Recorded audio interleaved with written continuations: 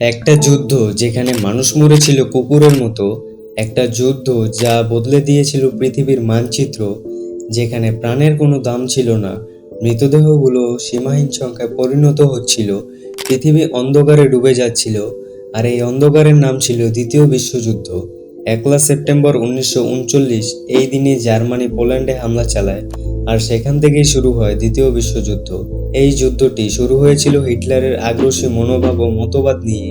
Hitler ছিলেন জার্মানির একনায়ক dictator, যিনি 1933 থেকে 1945 সাল পর্যন্ত জার্মানির চ্যান্সেলর ও নাৎসি পার্টির প্রধান ছিলেন।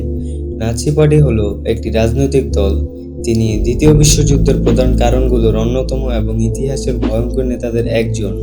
জার্মানির একজন পুরনো সৈনিক প্রথম বিশ্বযুদ্ধে হেরে যাওয়ার পর মনোবেদনায় দগ্ধ হচ্ছিল।